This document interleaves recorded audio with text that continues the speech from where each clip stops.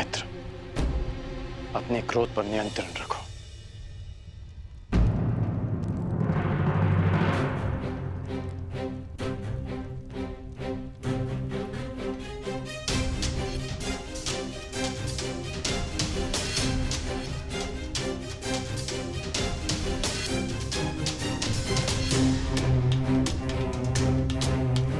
पांडव नामक कांटे के वृक्ष से अगला शूल तुम्हें न चुभ जाए, इसलिए युधिष्ठिर से पहले तुम्हें विवाह करना ही होगा। बस।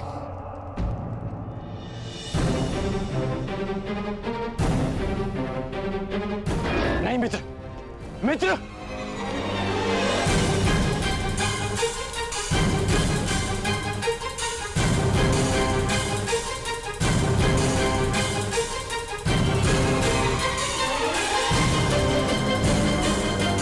अपराध है,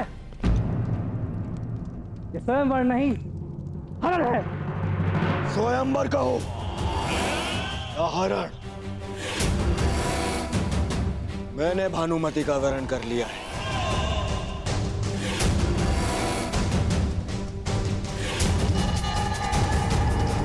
और अब भानुमति का विवाह मुझसे होगा, दुर्योधन से। ये मैं अपने बल पर करूंगा, अपने पिता के अनुग्रह पर नहीं।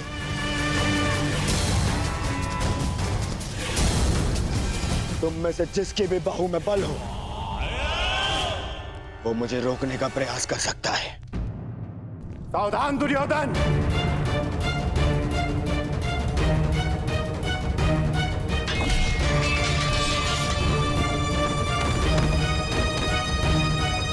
स्वयंवर में हस्तिनापुर का आमंत्रित कुमार स्वयंवर का हरण कर ले, ये हस्तिनापुर की मर्यादा का हनन है और नारी की गरिमा का भी। युवराज का अनुज होने के नाते मैं ये नहीं देख पाऊंगा। आज आप मुझे मत रोकेगा।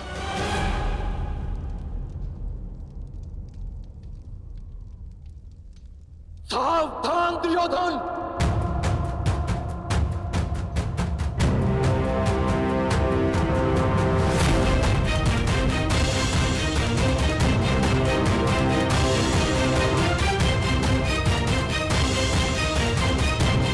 तो राजकुमारी भानुमति को छोड़ो या फिर युद्ध के लिए प्रस्तुत हो जाओ।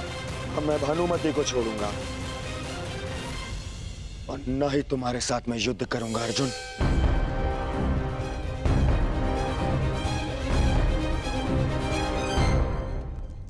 मित्रगण,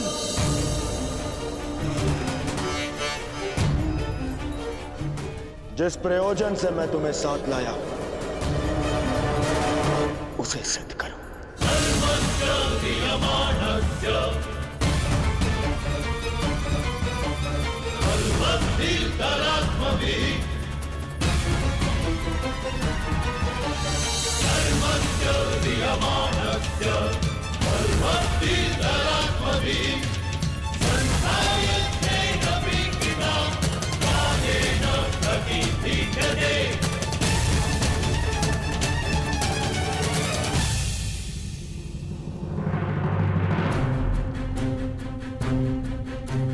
अर्जुन,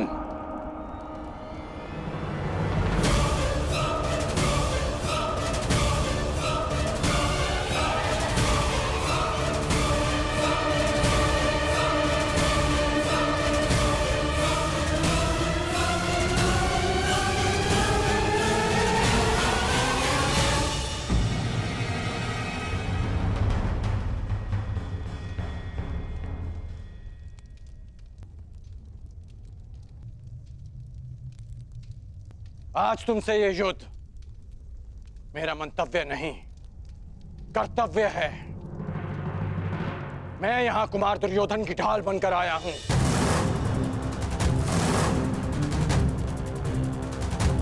आज हमारे बीच कोई नहीं, ना आचार्य द्रोण, ना पितामह, ना दिन बीतने की चिंता और ना ही किसी निर्दोष के मारे जाने का भय। हाँ, ये मेरे युद्ध की ललकार भी है और मेरे कर्तव्य की पुकार भी। मुझे स्वीकार है।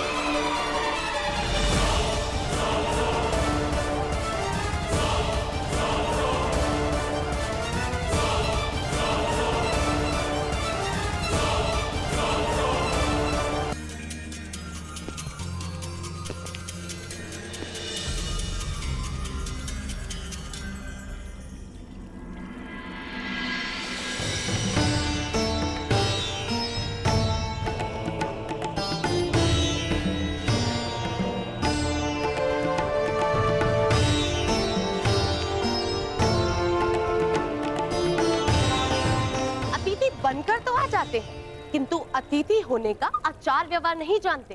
देखते ही नहीं कि पांव किधर आ रहे हैं। मेहमानों को निमंत्रण दे देते हैं, परंतु ये तक नहीं जानते कि उनका मार्ग काटा नहीं जाता है। कलिंग वासियों को किसी से सीखने की कोई आवश्यकता नहीं कि अतिथि सत्कार कैसे किया जाए। सबका ज्ञात नहीं, परंतु कुछ हैं जिन्हें सीखने की आवश्यकता है। बहुत अभिमान है स्वयं पर। हाँ, अभिमान मूर्खों का व्यसन होता है देवी, और वो व्यसन मुझे अभी तक लगा नहीं, परंतु उस व्यसन का प्रभाव आप पर अवश्य दिखाई देता है। इतना अहंकार!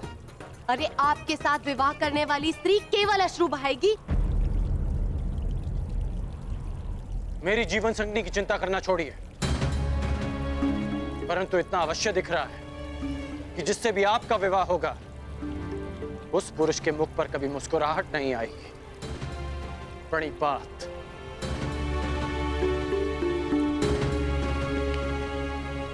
हाँ, अभिमानी।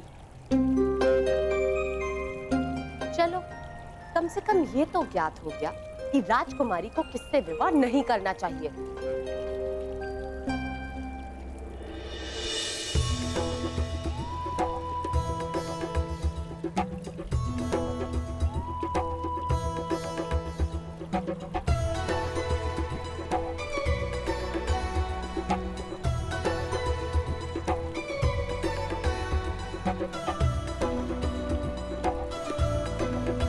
इस अभिमानी के स्पर्श से ये फूल कैसे खिल गया? क्या ये अच्छा संकेत है?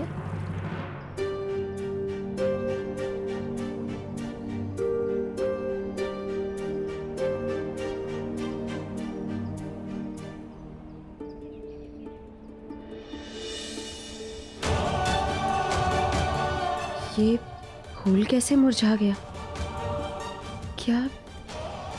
क्या ये कोई बुरा संकेत है?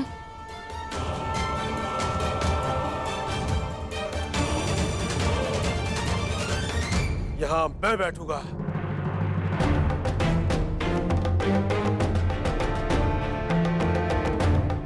जहां मद्र नरेश की दृष्टि पड़ जाती है वो स्थल उसका हो जाता है चोलराज।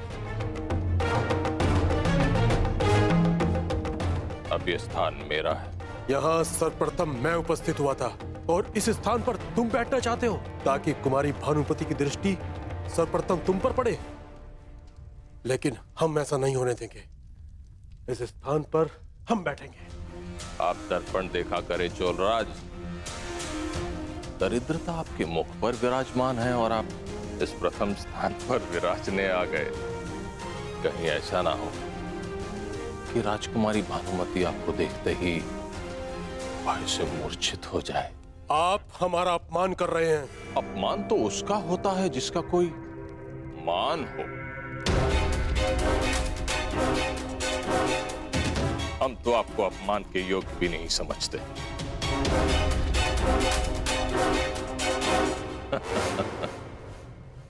शांत मामा श्री। आप मध्य में बताइए हस्तिनापुर युवराज।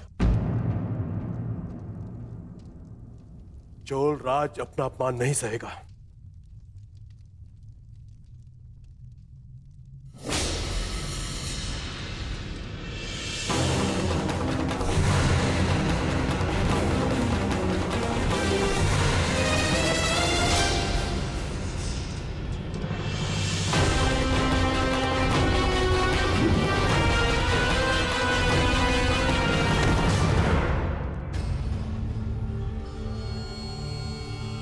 क्या हुआ चोलराज? उठो, प्रहार करो। मुझे क्षमा करे मद नरेश।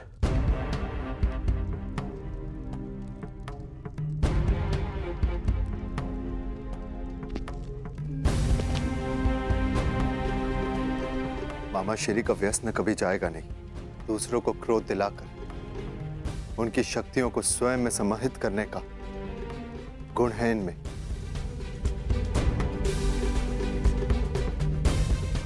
चलो अर्जुन।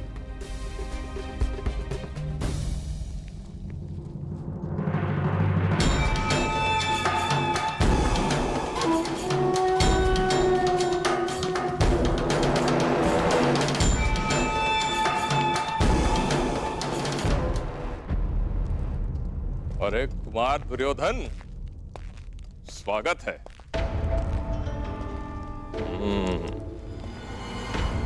युवराज न बन पाने का क्षोभ आप स्वयंवर में विजय होकर दूर करना चाहते हो।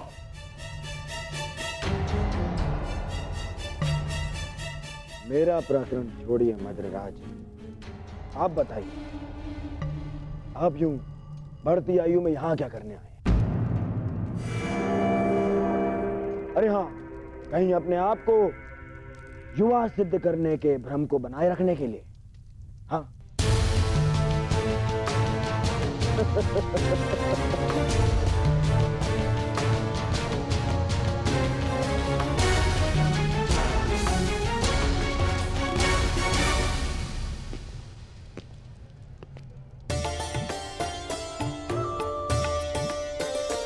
सखी, उसे देख रही हो?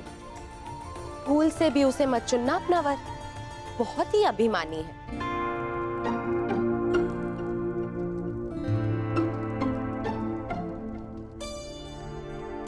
इसे ना चुनो सुप्रिया।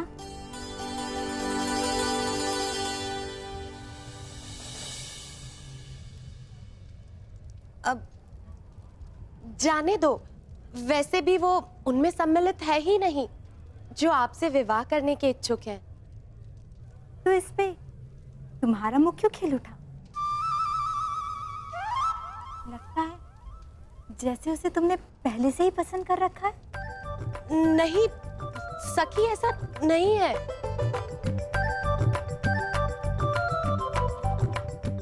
जो भी वो तो इस पुष्प ने बता दिया, अब उसका नाम बता दो।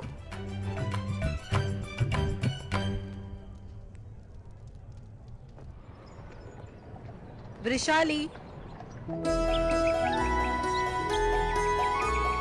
काका काकी,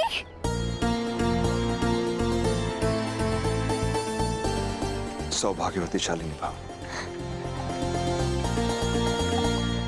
सदा सुखी।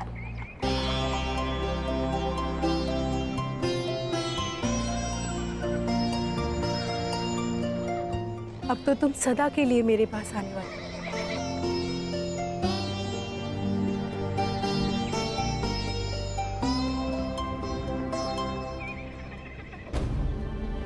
काकी, पिताश्री नहीं आए?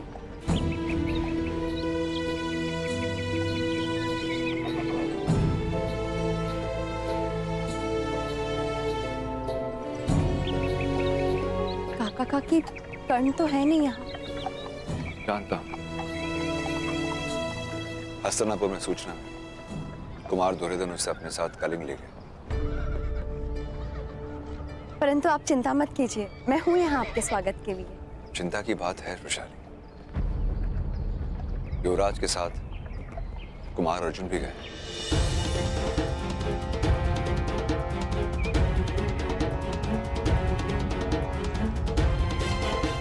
और वहां उन दोनों को रोकने के लिए ना महामहिम भीष्म है, ना ही आचार्य ध्रुव। कहीं कर्ण और कुमार अर्जुन के बीच कोई टकराव हुई, कुछ भी हो सकता है।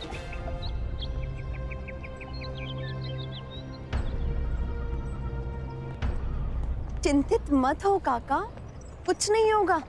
कर्ण यहाँ सुरक्षित पहुंचेगा। उसने वचन दिया है मुझे, पूर्णिमा की रात्रि तक वो यहाँ उपस्थित होगा। किसी भी परिस्थिति में वो अपना वचन नहीं तोड़ेगा, क्योंकि उसका नाम कर्ण है। नाम तो ज्ञात नहीं है सखी, किंतु अहंकारी अवश्य है। कलिंग की राजसभा में आप सभी आगंतुकों का हम स्वागत करते हैं। हमें आशा है कि आपकी सेवा में कोई त्रुटि ना हुई होगी। आज हमारी पुत्री कलिंग की राजकुमारी भानुमति का स्वयंवर है, इसलिए ना कोई चुनौती होगी और ना ही कोई स्पर्धा। आर्य पद्धति के अनुसार राजकुमारी भानुमति आपके समक्ष उपस्थित होंगी।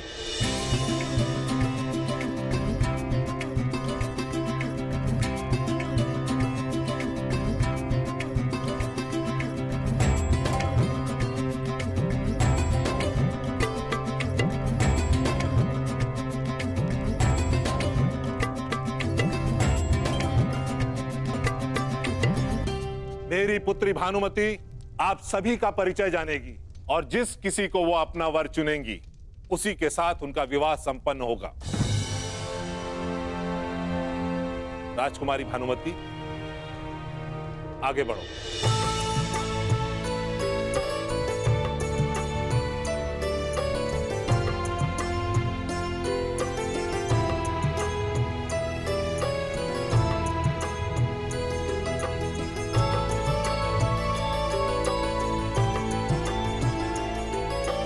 ये है मद्रुपति, महाराज शल्य, तलवार चलाने और मल्ल युद्ध में निपुण। इनका युद्ध कौशल समस्त आर्यवर्त में विख्यात है।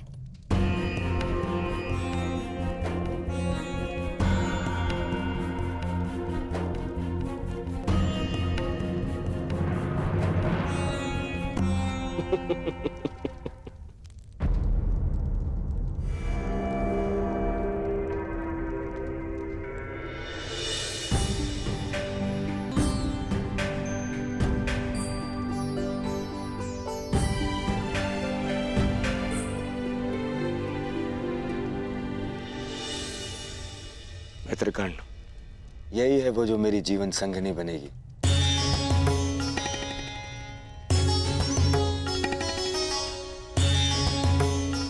कदाचित पूर्णिमा के पश्चात हम दोनों का विवाह एक साथ ही होगा। मित्र, तुम भूल रहे हो कि ये स्वयंवर कुमारी भानुमति का है। यहाँ चुनने का अधिकार केवल उन्हें है। यदि ऐसा है तो उसे दुर्योधन को चुनना होगा। अब भानुमति का विवाह दुर्योधन से ही होगा।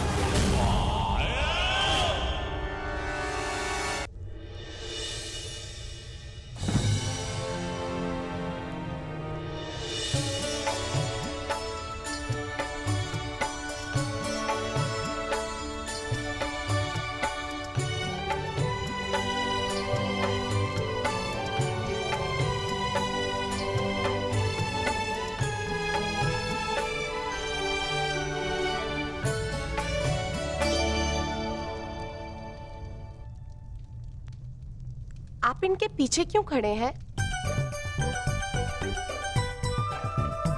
कौन है आप?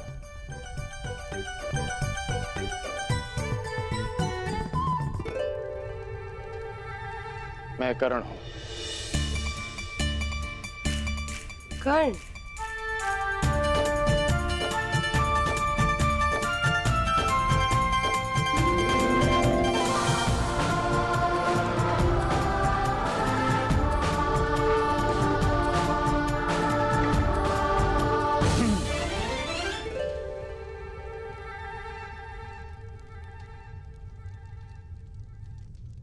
और ये है हस्तिनापुर कुमार। सम्राट धृतराष्ट्र के पुत्र।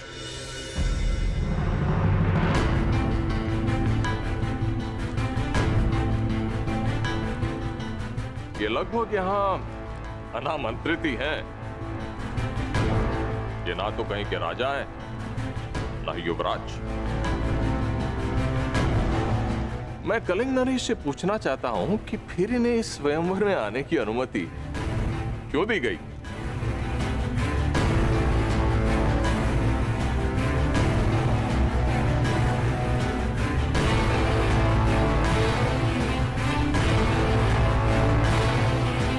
मैं कलिंग नरेश से पूछना चाहता हूं कि फिर इन्हें इस स्वयंवर में आने की अनुमति क्यों दी गई?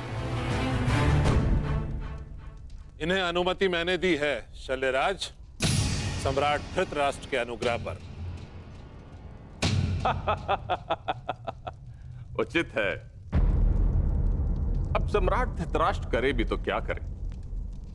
अपने पुत्र के युवराज न बन पाने के दुख में उनके घावों पर लेप लगाने के लिए यहां भेज दिया। भाई हम तो कहते हैं कुमारी भानुमति का विवाह इन्हीं से करवा दीजिए। कदाचित विवाह के शुभ अवसर पर इन्हें मुकुट पहनने का सौभाग्य मिल जाए।